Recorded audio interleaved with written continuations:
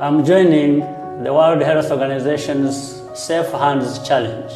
Hand washing is one of the most effective ways of preventing the spread of coronavirus.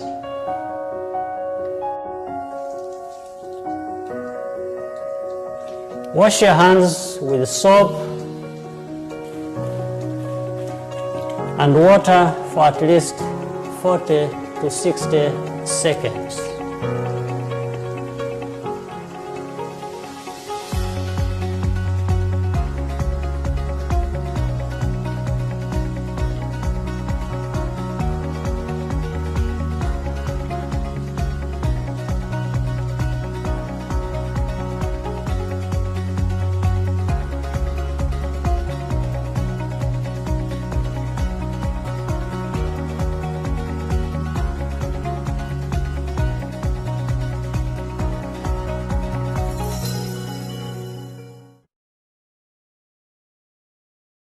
There are various platforms in disseminating anti-coronavirus mitigation messages.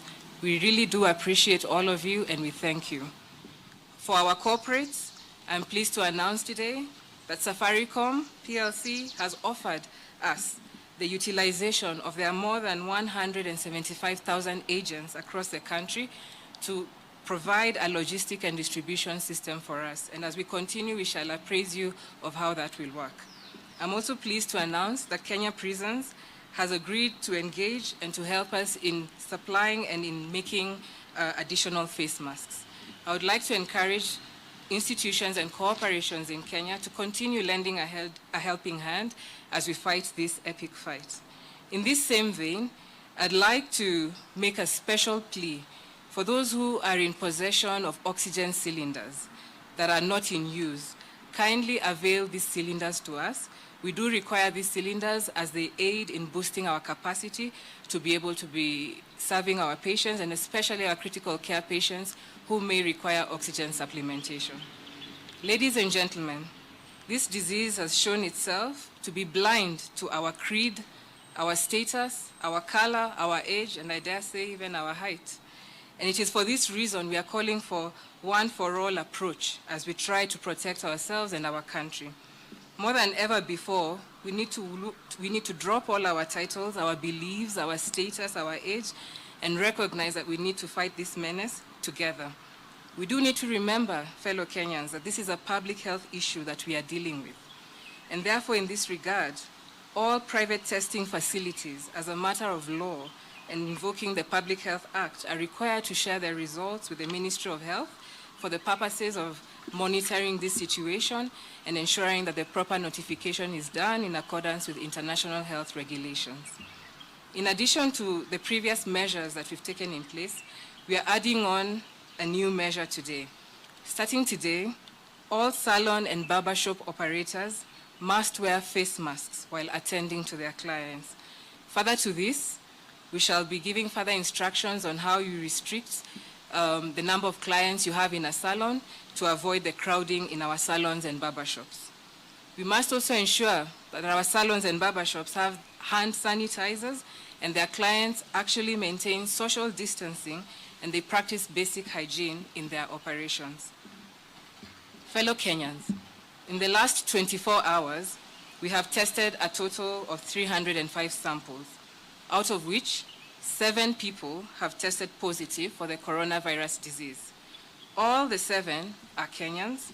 4 of them have a travel history, 1 from Congo, 1 from the UK, and 2 from the USA. In terms of distribution per their counties, we have 5 of these cases having been tested in Nairobi, 1 in Mombasa, and 1 in Uasin Gishu. 2 of the cases emanated from our mandatory quarantine facilities, while 5 were picked up by our surveillance teams. This now brings the total number of those who have tested positive for the disease in the country to 179.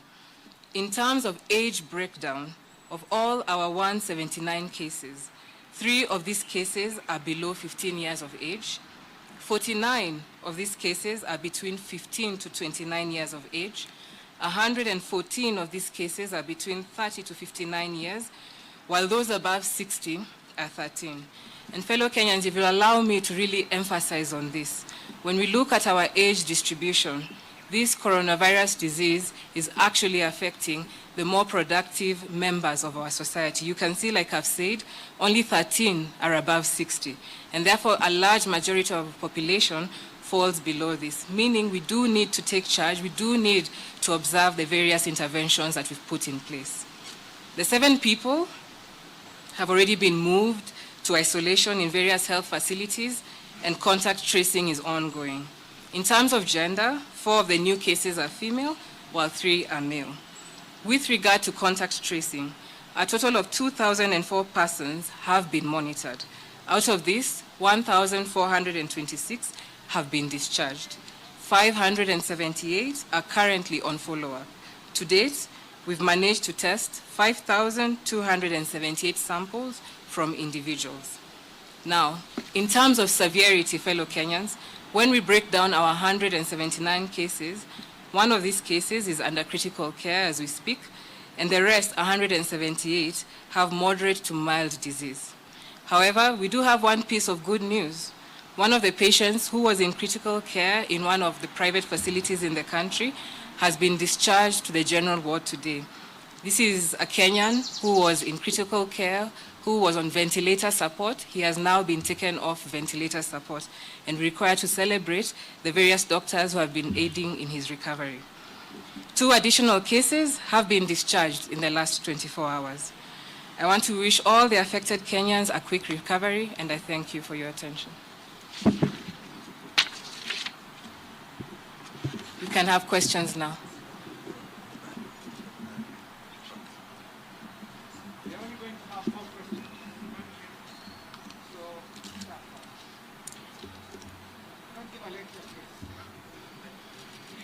My name is Kennedy Muredi from NTV, and there is the question of you requesting that anybody else who tests must share results with government.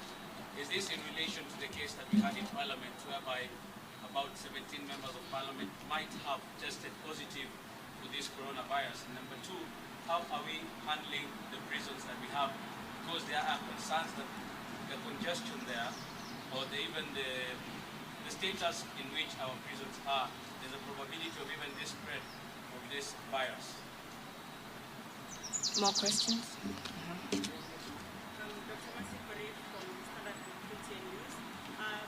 is on for you are in quarantine. What criteria are you using to discharge those? Let me rephrase it. I'm still wrapping my head around the criteria of extending the quarantine, because I would expect that unless the people who tested positive in those quarantine facilities know who they've contacted, then those who are negative can proceed to continue the isolation. And then those in isolation, those criteria is used to discharge people in home. If it's the 2 tests within 2 consecutive tests within 24 hours, are we then, from your numbers, keeping people in hospital for longer than they should when they have mild conditions, and therefore they are occupying bed space for potentially critically ill patients, and they should probably go and nurse their illness from home? One more?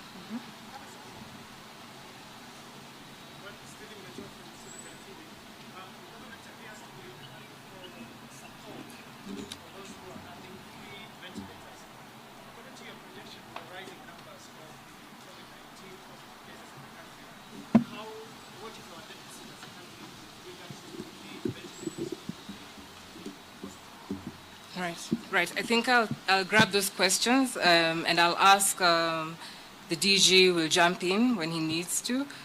With regard to the testing, it's important for us to ensure, because this is a public health matter, to ensure that indeed all labs who are conducting testing do follow the laid down protocols in terms of reporting any positive or negative cases that they may come in touch with.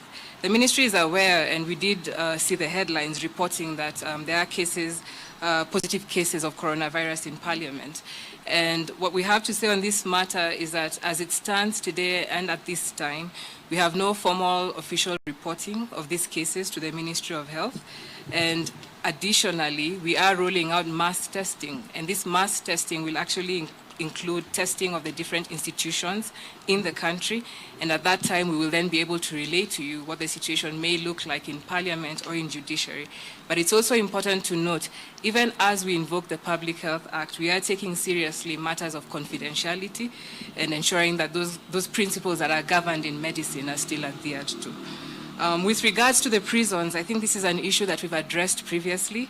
The Cabinet Secretary informed Kenyans that we are looking at new measures of ensuring that social distancing and hand washing practices are maintained within prisons. Additionally, we've limited any visits in the prison areas. And as we go on, this is a matter that is being reviewed to be able to see how we can then provide much more impactful interventions in that space. With regard to Dr. Masikori's question on quarantine issues and isolation, it's important to note, like we mentioned in our previous briefings, most of our positive cases are cases that are emanating from quarantine, and we do maintain that indeed the measure of putting in place mandatory quarantine has actually protected the 47 million Kenyans within the country. What, however, we are doing as we extend quarantine in different facilities is we are reviewing. We do have a set criteria where our field medical teams are employing an assessment tool to be able to determine which centers were able to adhere to the quarantine measures. With regards to discharge and especially discharge from isolation or discharge from quarantine, as we roll out our mass testing intervention, it is likely that we may find many more Kenyans in the country who test positive.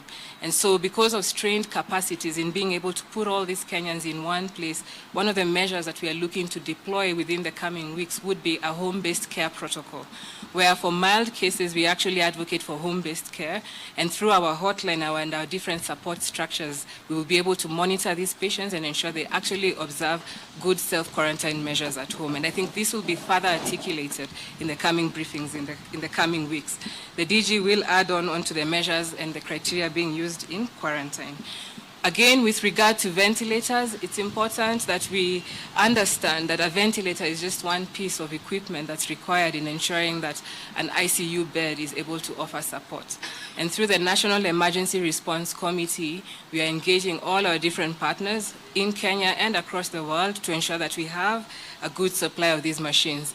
I would ask you to allow us to be able to brief you in the next briefing the status of our ventilators, the status of our ICU beds, what we have right now and what is in the pipeline. But I'd like to assure Kenyans, we are well seized of these issues and we are here to protect you and we are working hard to do that. DG?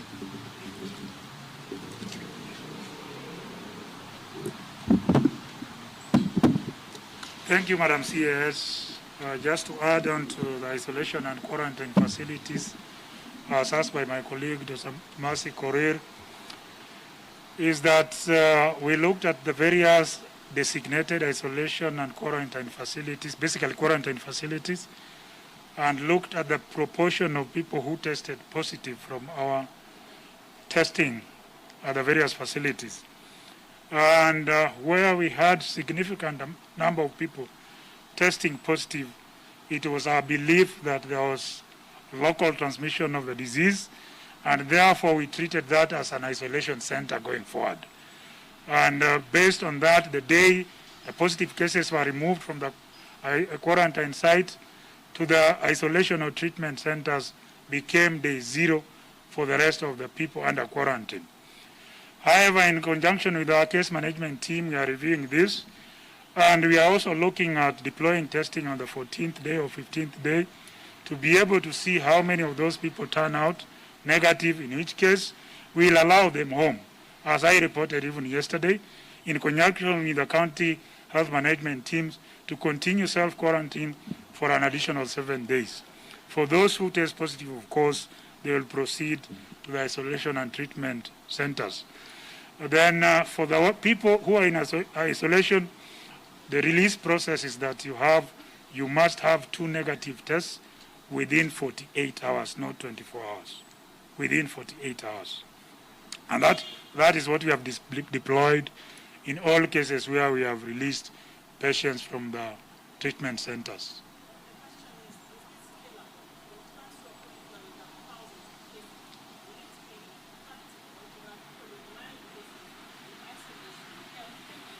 Good question.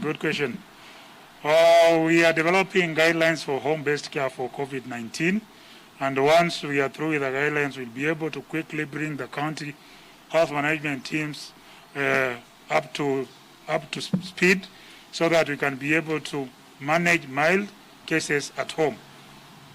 And so far, from the statistics that we have, majority of our cases have been mild to moderate. Yes, Nasibo.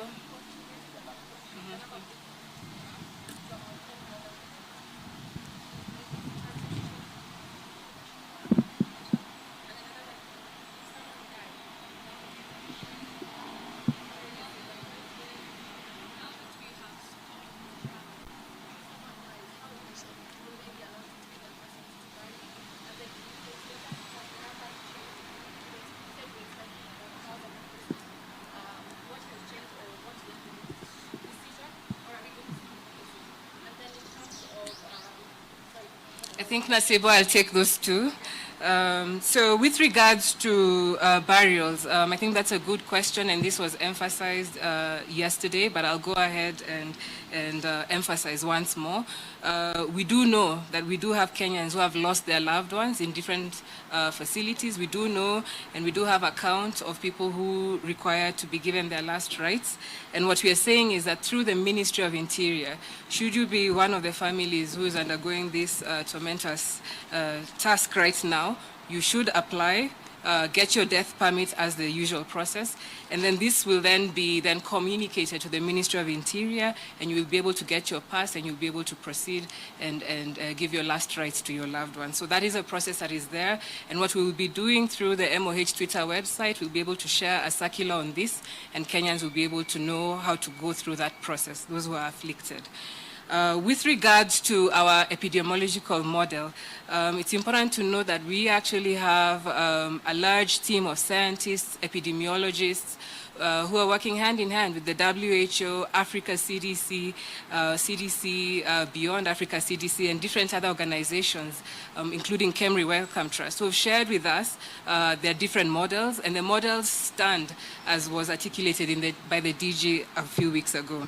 Now, right now, today we announced we have 179 cases, and for that we should be grateful. However, what we do see coming in the days ahead is as we deploy our mass testing, using rapid testing, we will actually see the prevalence go up. So this is a wait and watch and see situation. We are in unfamiliar territories, but our models still stand, and within the 2-3 coming weeks, we'll be able to confirm this with the rapid testing that we are deploying. Asanteni. Allow me.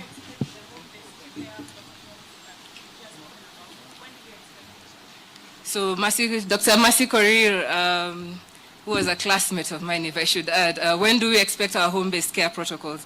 I'm aware that the Technical COVID Task Force has actually looked at the protocols and put them together. What we're doing in the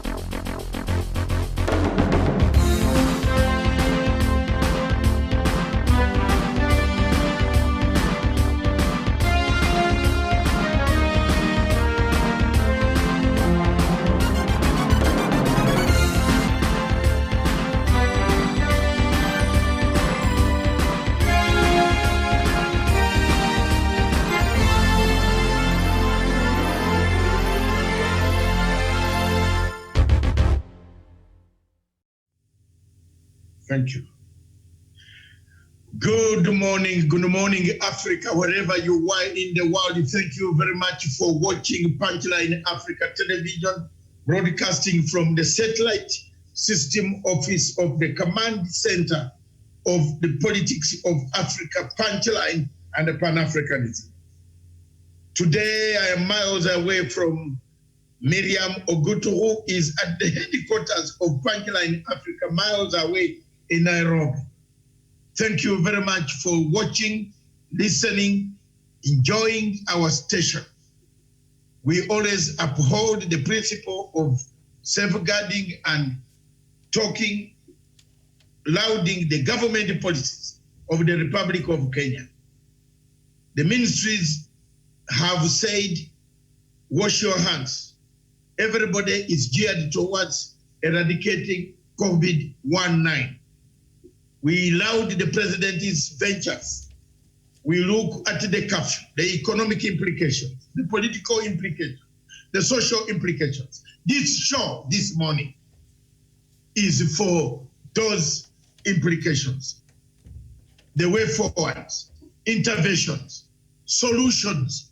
What can we do to help the services to run smoothly so that the government can deliver to its mandate and give you, the citizen, your mandate, the responsibility, the discipline. We want two things. You can write pages and the pages of what you want to write.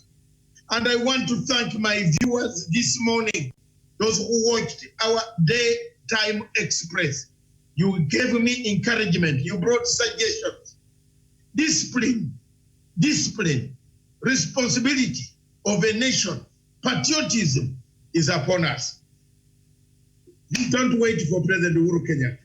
With me in the studio to analyze all this, the legacy of President Uhuru Muigai Kenyatta. Don't forget, COVID will come and go. And we should not keep quiet about talking about the legacy. We should not keep quiet about talking about the social life. The lives will not be anymore. Even crowding together in all this might take a long time. These are the effects of COVID-19. People assembling in one place, listening to your rally, and your deliveries and lives might not be there anymore. Pledges, rallies might not be there anymore. I am telling you, it might not be there. So we must talk about it. We must find a way of making sure that people understand exactly what next, what are the solutions. We want to look at the security implications.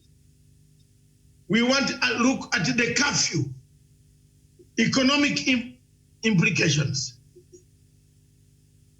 social implications. Where do this leave the legacy? How will governments, extension of the rule? In some other countries, elections in Africa are not taking place. Some are going to take place, but how will the elections be? Are our parliaments sitting down? Are they together? Is the parliament in process? How many arms of government are together working? These are the implications we want to look at today. As an organization, as a television station, our role is to analyze, laud the government, advise the citizens. We are the fourth estate. We are the fourth estate, the fourth arm of the government. Every journalist, wherever you are in Kenya, play your role to make sure you deliver the right information. I have seen several journalists on television giving wrong information, asking wrong questions to the Minister of Health.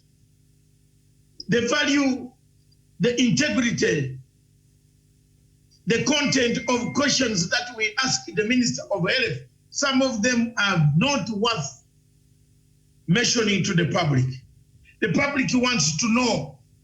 We need journalists to be forecasters, to forecast what will happen. We need journalists to come up. The media must forecast to help the government, to plan for eventualities. We need governments to be able to listen to the journalists, not to be able to hate journalists. We need journalists to be responsible in their reporting, not to be told what to report and lies. Journalism is a subject that works to support the three institutions of governance: the executive, the judiciary, and the parliament. Our role is the fourth. We are number 4. It's not the lawyers. It's the journalists. It's called the fourth estate. Why was it called the fourth estate? It's because we must go deeper to tell the truth. The lawyers were not called the fourth estate. No, I don't. You have no lawyer. They don't have an estate. We have an estate. We have a function in the community, in the estate in London. It was called an estate in UK, the fourth estate. After the judiciary, after the Queen, the Parliament, the judiciary, you have number 4. Those are where civil rights started from. You remember that Ireland spread the civil rights all over the whole world. The Americans picked their civil rights from the British. Democracy came from where it came from. So we must look at the legacy of President Uhuru Kenyatta. What beneath all this calamity of COVID-19, things must work. We should not forget that we must work on the normal lines of democracy. If we sleep on the job, God will take away this thing one of these days. Already you can see in America, medicine is coming. Tests are being done. Theories are being brought out. We need to talk about the legacy. So with me in the studio now, that's my introduction. I come back to you. Join us in this conversation. Call, telephone number. When we finish, when you are in Kenya, call this number, 0795 638 145. You can call us for encouragement, a word of wisdom. You can express your views. We are not calling you to insult us because you didn't tell us to come here to talk. We told ourselves voluntarily to come here to talk. So don't insult us because we have no right of insulting you. So here we are, over to the lady.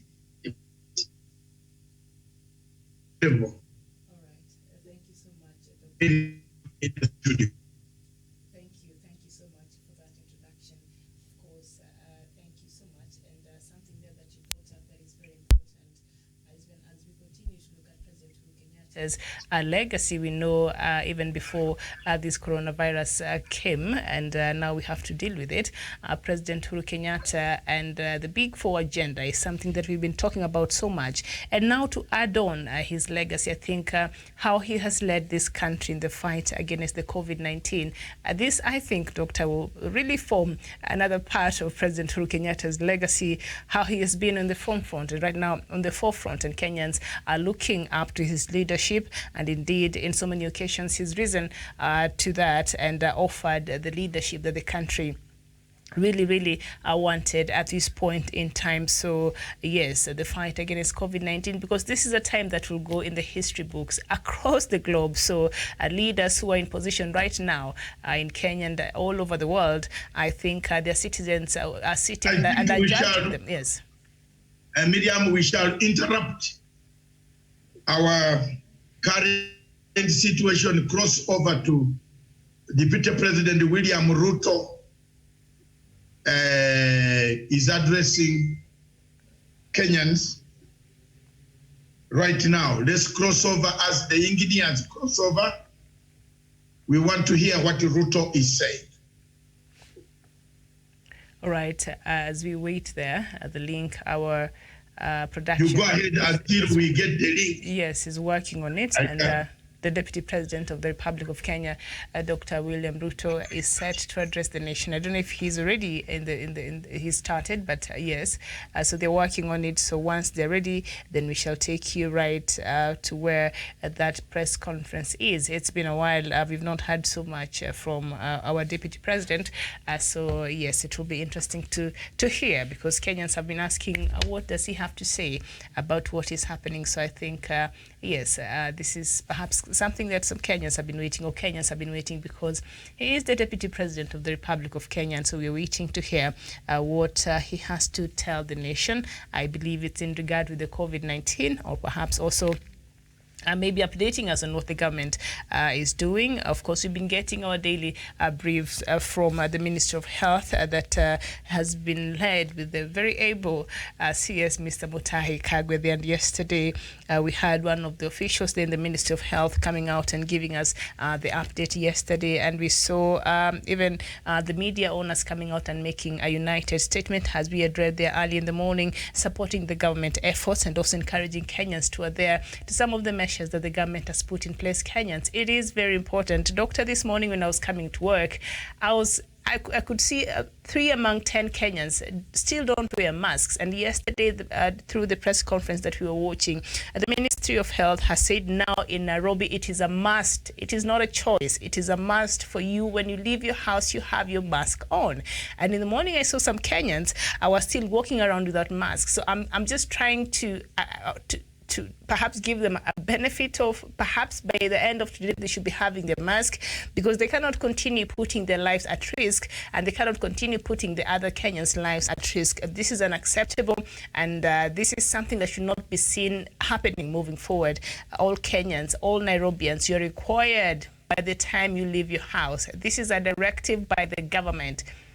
It is not optional. If you live within the boundaries in Nairobi, and if you're leaving your house, we know right now Nairobi has the highest numbers of the recorded cases in this country. So if you reside here, when you leave your house, you are required to wear a mask when you're going out in public. It is not an option. It is a directive, and we have to adhere to that. So in the morning, I was seeing some Kenyans still have not acquired these masks. So now there's no excuse.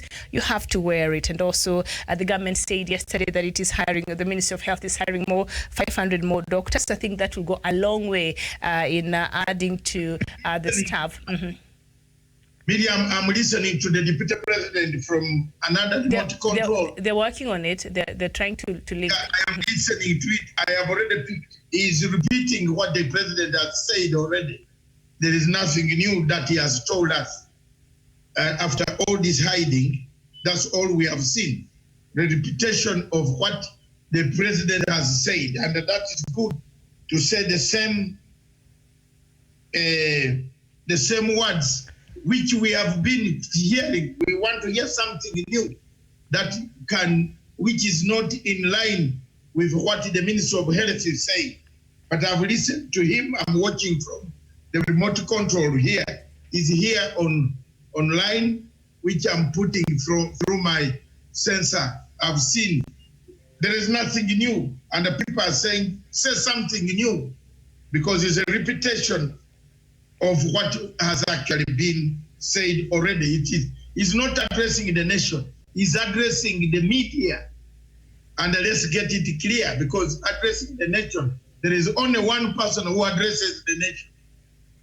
And that is President Uhuru Kenyatta, not the Deputy President. Until President is not there, is when he can address the nation. I think let's get that clear. It's not addressing the nation. The nation can hear, but it's not a state of address for the nation. It's addressing the media. So let's not make it look like it is addressing the nation. It's the media. Yes. Miriam. All right, I don't know. You haven't heard what he's talking, but I've heard what he has talked. Yes, and I think our production is ready, so let's just give it a hear.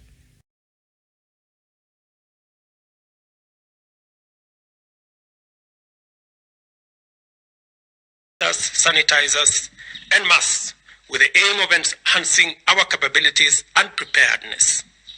Kenya Bureau of Standards has provided standards for production of these items, and local manufacturers should produce what they can en masse without any further delay.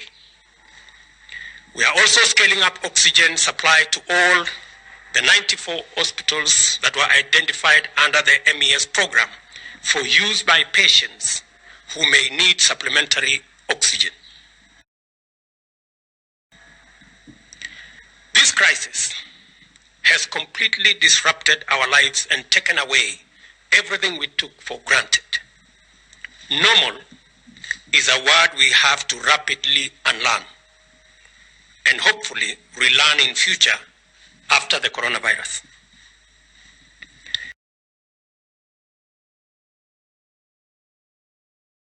Yet,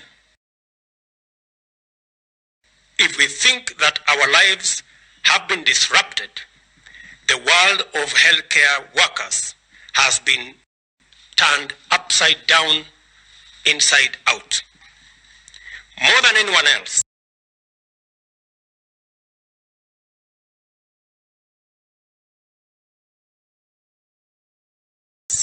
this crisis demands that frontline health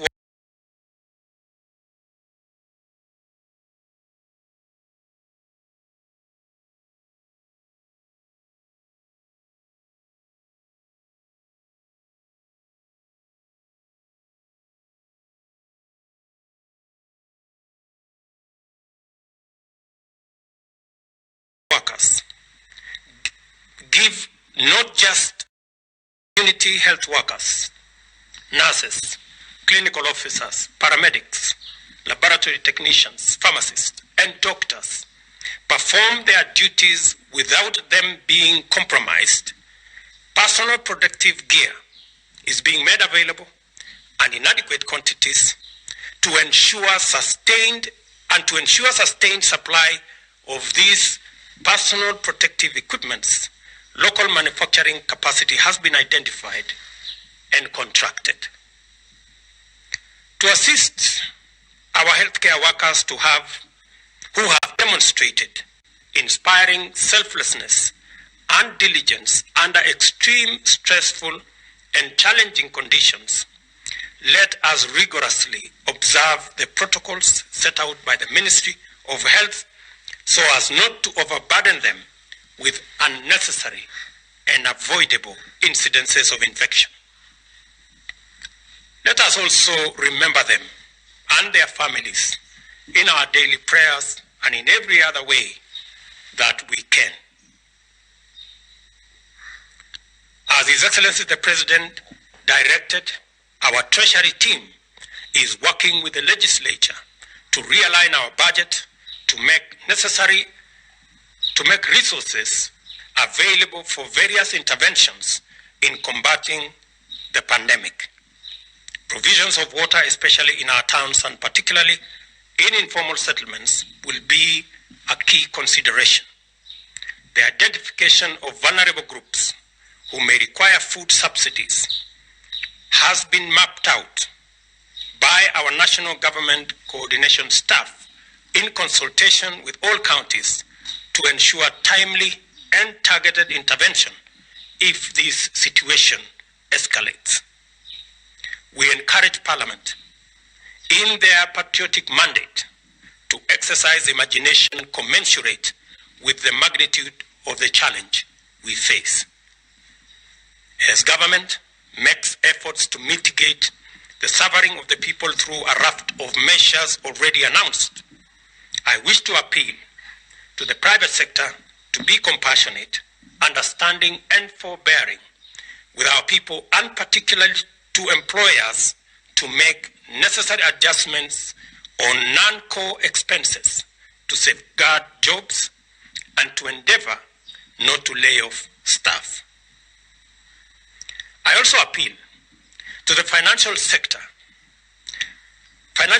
sector, and more specifically the banking industry, to be equally understanding and consider instituting loan interest moratoria, suspend foreclosure on properties, and work out a framework to renegotiate loans with borrowers as requested by government. Equally, we encourage our county governments and assemblies to realign their budgets and redirect their resources towards intervention to manage this pandemic and its socio-economic ramifications, and especially to the vulnerable. Our farmers, in their millions, should come out strongly and take advantage of the good rains that we continue to experience and grow as much food as is possible. County governments are urged to work with the national government to coordinate extension, mechanization, and other enabling services. We also acknowledge the exemplary coverage by the media, who have gone to great lengths to facilitate dissemination of information that has enhanced public knowledge on this pandemic. We have also tasked health officials in counties to proactively issue guidelines for food supply chains to control the handling of farm produce, including vegetables and fruits, as well as commercial crops like miraa. The continued supply of fresh produce and food in its entirety is important for our collective health. Finally, though we are going to celebrate this Easter weekend differently, we must remind ourselves that Jesus was persecuted, betrayed, crucified.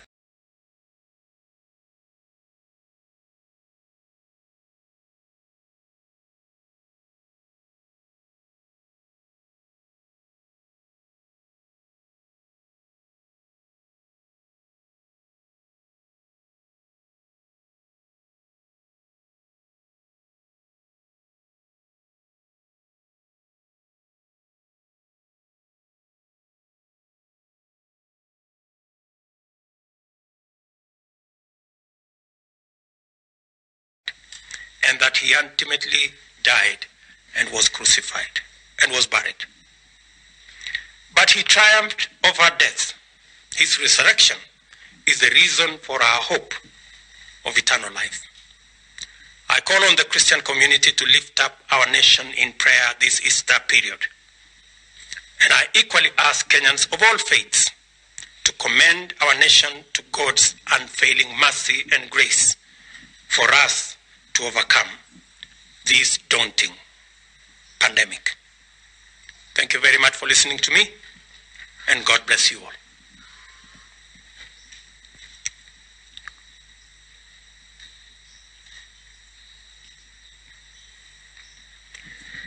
Good. I will take a few questions just for matters of clarification, and I hope we keep this as it should be. And I hope everybody is keeping safe social distance. I can see some people who are violating. Very good. Yes, my friend.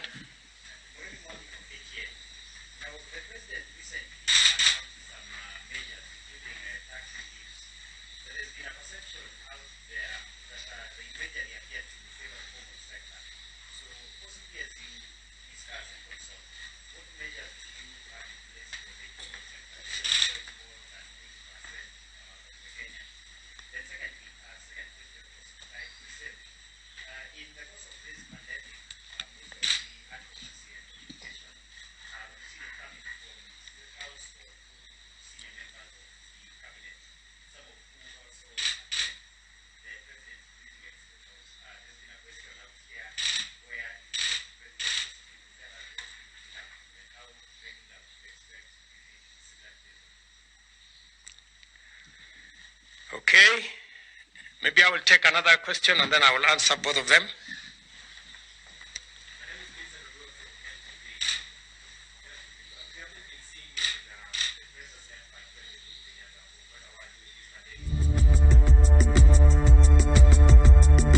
I'm joining the World Health Organization's Safe Hands Challenge.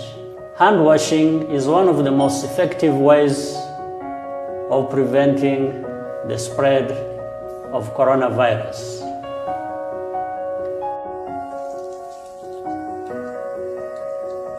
Wash your hands with soap and water for at least 40 to 60 seconds.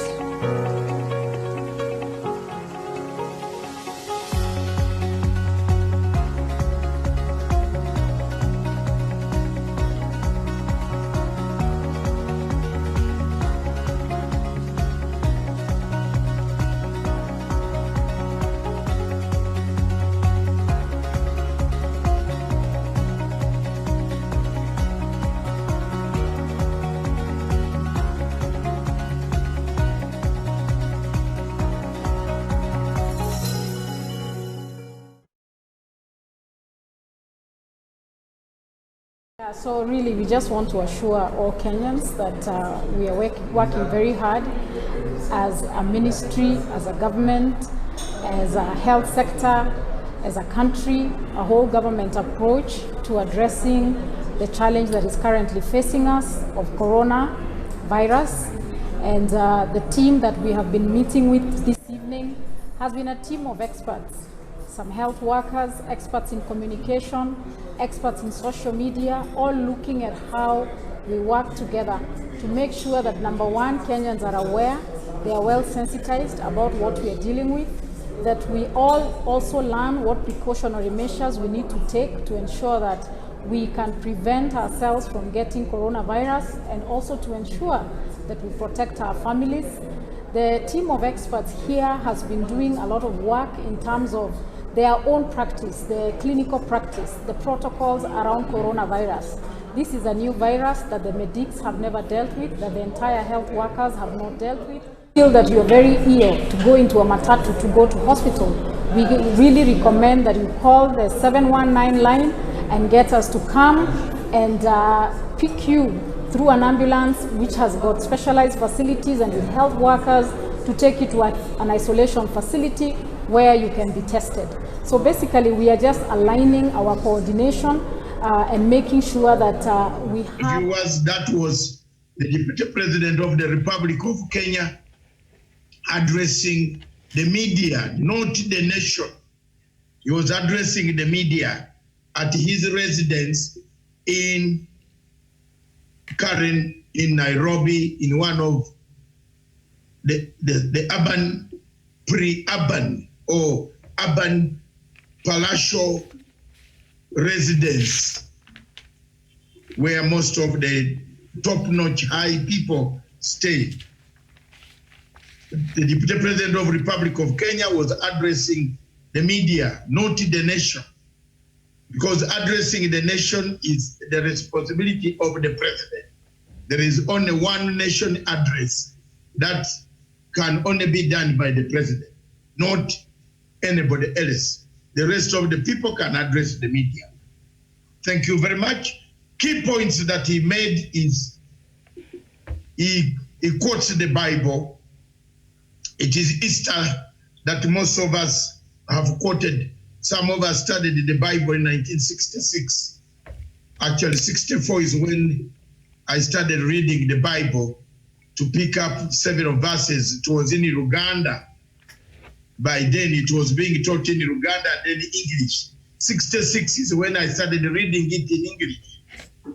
So the Bible is very clear that today Jesus Christ was betrayed, and then betrayed by one of the disciples. It is a reflection. We started doing this on Monday. Jesus asked for a donkey to arrive the temple. Actually, Jesus arrived at the temple yesterday. Or Tuesday. Yes, today is Thursday. Tuesday is when he chased out robbers and thieves, corrupt tenderpreneurs. So Miriam, there you are. Weird. Jesus chased out robbers, corrupt officials, tenderpreneurs. They went into hiding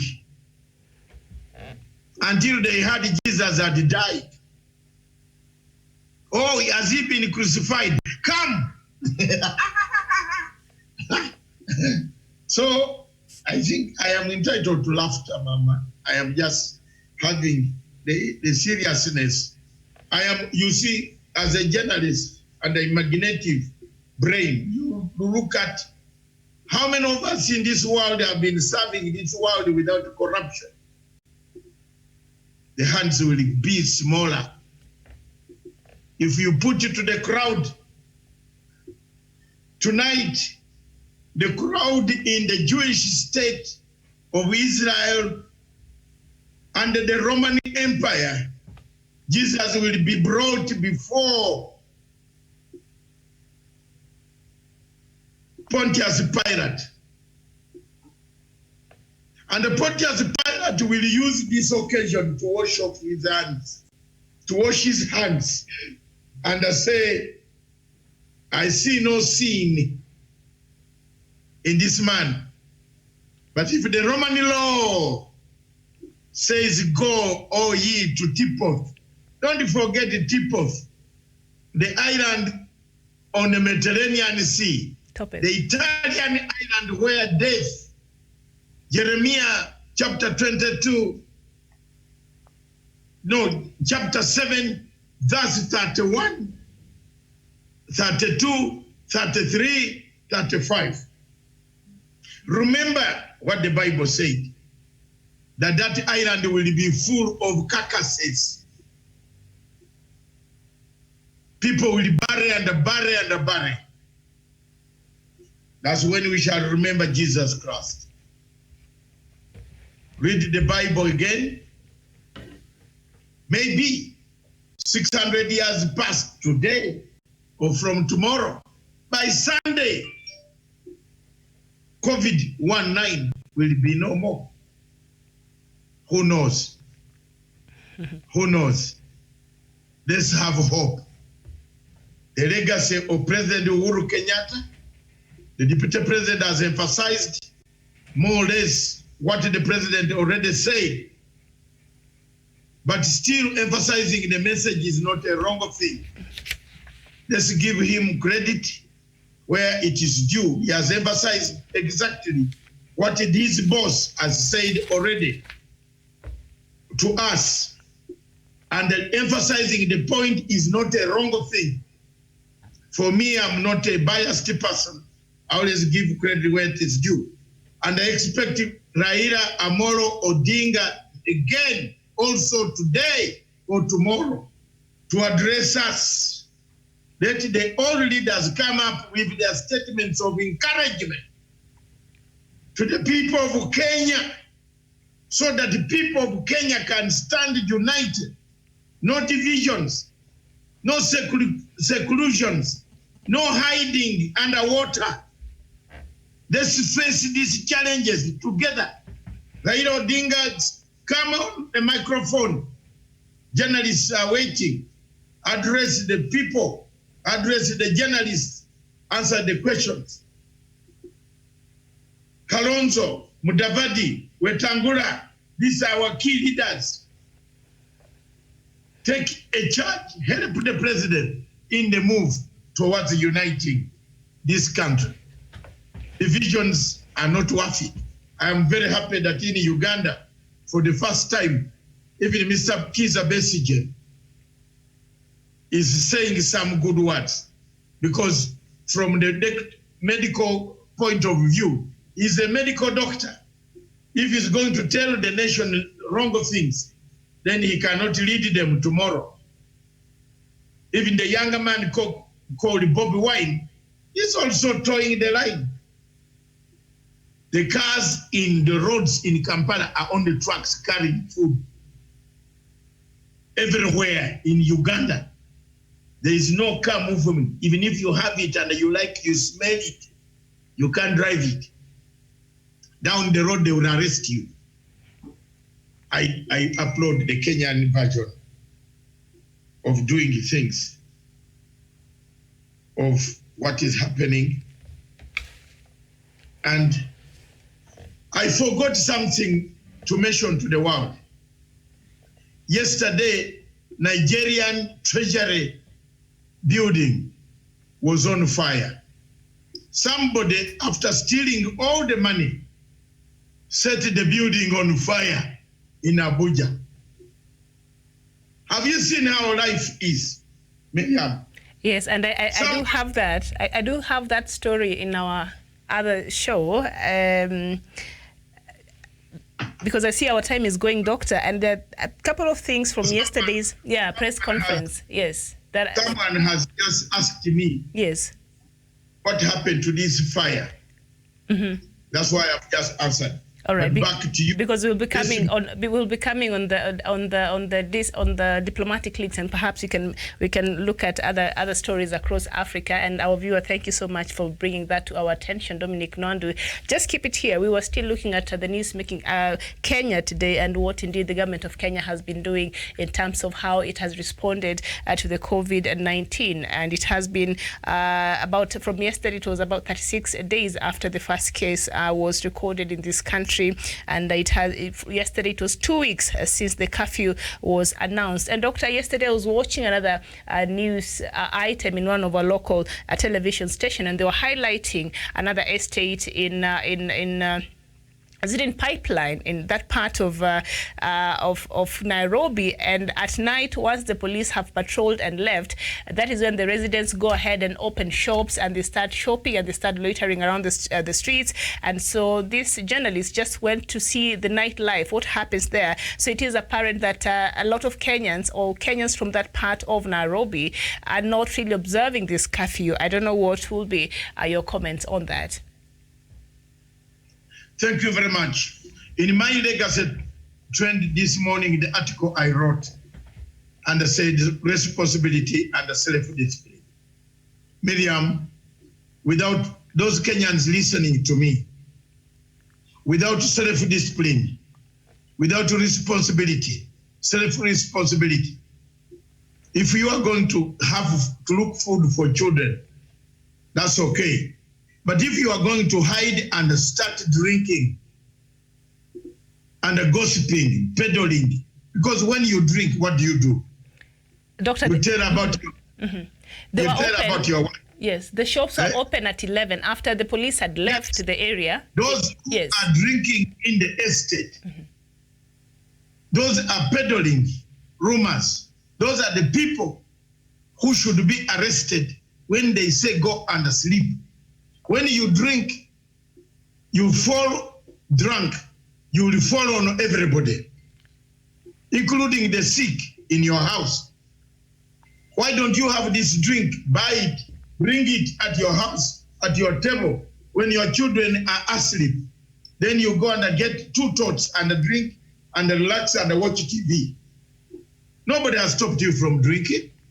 But if you are drinking after hours, shopkeepers, if that is what they are doing, they should be put licenses withdrawn. In some places, the army is even putting grenade on some of those things.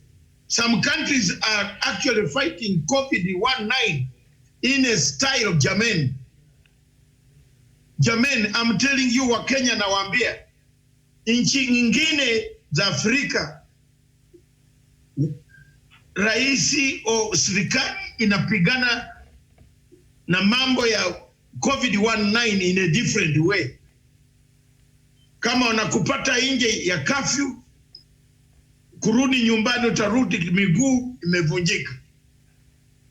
Nasema ya ukweli. So Kenyans, please help your government. Don't be stubborn. Don't be so excited. And you go out, start drinking, opening shops at night against the curfew. Prepare yourselves for the meltdown that we are going to have.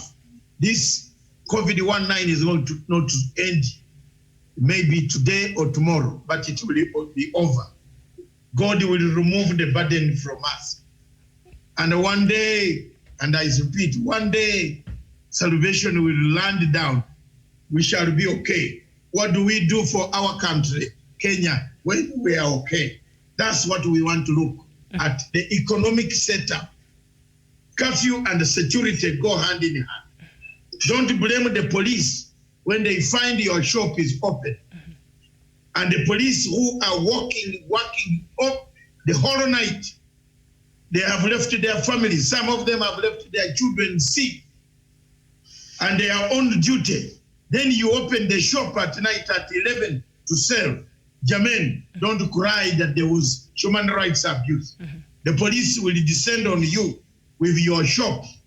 In India, and I want to give an example. In India, India has a population of 2 billion people. Only 178 people have died. Why? You mean the disease is not there? The disease is there. But India is strict. They are hammering people kiboko, real kiboko. Some countries have even created open air prisons where they lock you on a tree. No, and they have done some woodwork. They put your legs inside that wood and lock with a padlock. And they leave you to breathe very good air outside. Because it is the legs that make you move. But in Kenya, the president has asked you to just comply within 21 days. Just comply, Jamen. Comply. This thing is killing people in Europe. Comply. For us, we don't have the facility like Britain. Some of us, if we are not committed to you people in Kenya and Africa, I would have run to Britain. Because there is National Health Service. My card number, I don't know whether I've carried it, of National Health Service. I have it. I would have run there. But I've stayed here to talk to people. Those on website would hear. Those on this platform are hearing. We are spreading the legacy, the good work of the president, the good work of the government, the good work of the Mutahi Kagwe. Mutahi Kagwe works for the president. Ruto works for the president. He doesn't work on his own. He's the deputy president of Republic of Kenya. He doesn't address the nation. He addresses conferences and press and the media. So his talks, they will take the message. They will write the story. So let's not misinterpret that there is a division. People are united. And let's be united. Let's stick together. Let's listen to the disciplined responsibility. Miriam, we shall be home and home and home. Soon, soon, soon, soon, this thing will be over. We must prepare our people that there will be economic hardships because the China where we used to travel might not want us to travel there. The goods that we used to get from China, we might not have them. We must prepare for these hardships. Some countries might not want us to go where we are. They will look at your face and what status you have before you enter. It is not going to be easy. This is what Africans should get prepared for. And I think that's what President Uhuru Kenyatta and the legacy are trying to prepare us for. There's nothing you can't blame the government, blame until when. If the World Health Organization itself can be blamed, what about the government? The World Health Organization has more money than the government. But it failed to tell us when this thing was coming. So what can we do? Can we kill ourselves? No. We discipline ourselves. We have a responsibility. Miriam, those are my words from this egg.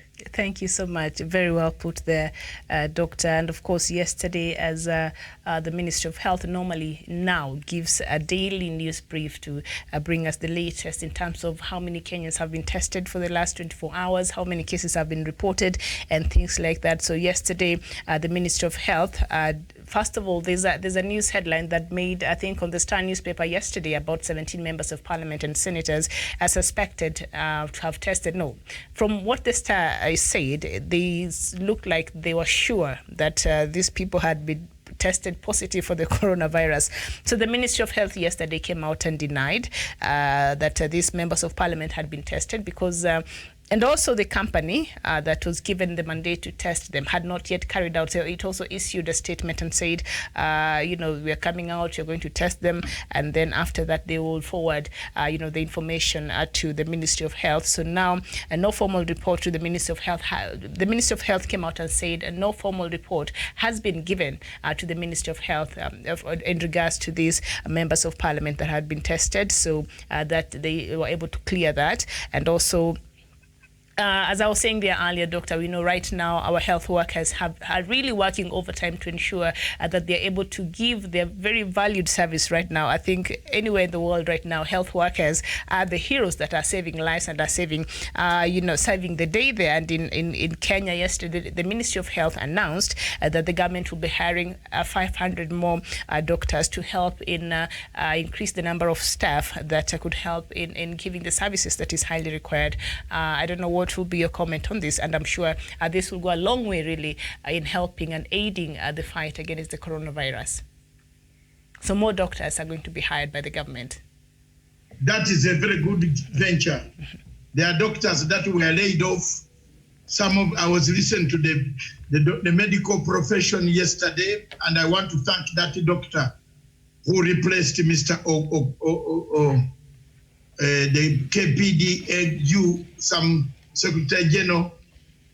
The other one was too political and became too political. But the doctor yesterday who spoke on Citizen is very patriotic. He said, at this hour, we are not serving our interests. We are serving the nation.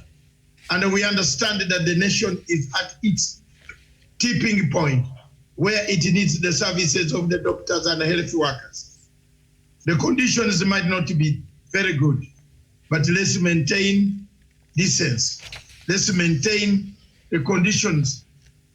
Let's maintain dignity. Let's maintain the type of organizational structure that we have. The little service equipment that we have, let's utilize them.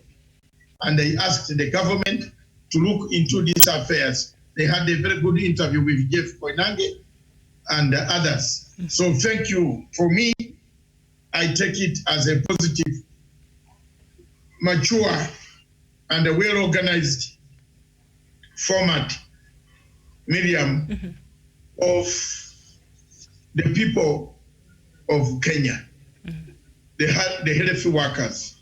I wish all the workers had the same type of life, and I wish all of them reasoned like the doctors yesterday. It is sad that the situation had been left and we are left with nothing but only to sit and helplessly watch. So the doctors have shown us the way. Thank you very much, doctors of Kenya. All right, thank you so much. And as I said there earlier, coming to work this morning, I noticed around 3 out of 10 Kenyans still are not wearing masks, especially in Nairobi. Yesterday, the Minister of Health came out. This is the government speaking and said, if you reside here in the capital city, it is no longer an option. You are required to wear a mask anytime you leave your house. And Kenya and Doctor, even today as I was coming, I still noticed some Kenyans had the mask over their ears, but it was down here on their chin, it was on their head, they put it as if it was sunglasses. This is what I really am trying to understand about this weird behaviors Kenyans have. So how I don't know what language you can use, Doctor, at this point to just encourage Kenyans and have them understand you are doing this to protect yourself. I don't know why. A lot of us haven't gotten that yet, yes. I have told you, Miriam, luckily enough, you don't go much to those nightclubs. I've never been to a nightclub, I've told you. Never you have never been? Never been. It's not my cup of tea. Yeah, thank you very much. Yes. In fact, don't go there. Because people behave so badly. You are on the same table. All these nyama choma places. You are on the same table eating meat. Someone goes to the toilet, then comes back to sit on the same table without washing their hands, yet the sink was there. So you eat, share the meat with him, or share the drink with him, then start even touching you. So this behavior, let's get self-responsibility. Jermaine, yes. Let's wear the masks where possible. Let's wear where you minimize it. It might not give you the solace you are looking for, but it will give you the protection they minimize the reproduction of the disease, just as like a long, partial lockdown stops the reproduction of the disease. I think, thank you very much. Viewers, we shall now, I hand you over to the studio. In the next 10 minutes, we shall be back here with diplomatic leaks, where I will take the lead. All right. Miriam take the questioning. Yes, and I'm going to do it in a very organized, somber mood, with facts. Facts. Facts. And remember, facts. I'm going to do that. All right. With facts. I'm not going to tell a lie. Facts. And I told you yesterday, I'm closer. I'm coming closer. Miriam, as we go today, look at my article, Talking from the Fence.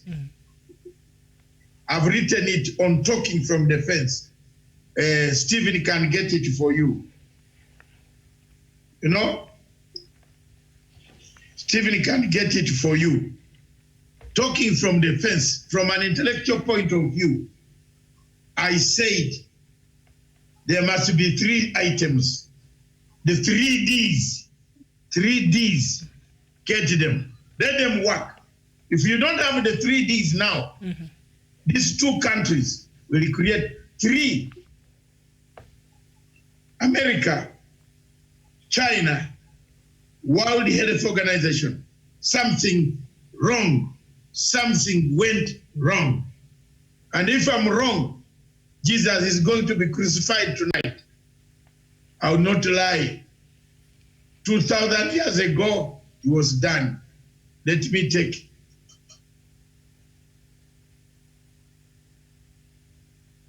All right there. So we shall come back with the diplomatic leak. So thank you so much. And in Kenya, we've seen our Deputy President there, Mr. William Ruto, was addressing the media there, and he mentioned something. He lauded media's efforts, and indeed, we saw even yesterday, the Media Owners Association came out and gave a united statement, and they're supporting the government efforts. So, and they are the proper channels in which Kenyans can create awareness, and they've been doing this. They've gone out of their way to ensure that they help the government. Even us here on a Punchline Africa television, we have been in the forefront in creating awareness as much as we can. So Kenyans, and indeed anybody watching out there, there has never been any time in the history where would have been the right time for us to cooperate with what the government is saying. Listen and follow the guidelines, follow the measures, very simple things. I mean, what does it take? Just go get that mask. If you cannot afford the disposable ones, right now we've seen a lot of local manufacturing others that you can recycle. And they're very good quality. So go out there and get yourself a mask. Keep a social distance. Wash your hands. These are very simple things that cost nothing. So let's just be disciplined enough and realize we're not doing it for the government. You're doing it for your child. You're doing it for your husband. You're doing it for your wife. You're doing it for your friend. You're doing it for yourself, because after this has been said and done and it's gone, we still want to come back here and continue with our normal life. So right now we have a responsibility, and we should start listening to the advice, to the measures, to everything that we're being told to do, because it is for our own good. Thank you so much for watching Good Morning Africa. Diplomatic Leaks shall be right back in the other side of the break. I am Miriam Ogutu. Good afternoon. Good afternoon, Miriam. Take care. And when we come back, there is one question I want to put. When they want the money, they come for it. They ask for it. Where are the billionaires? Hey, things are going to be bad in diplomatic leaks tonight. Look at out for diplomatic leaks after this. But tonight, Africa and their supra dispatches will be hot. Thank you.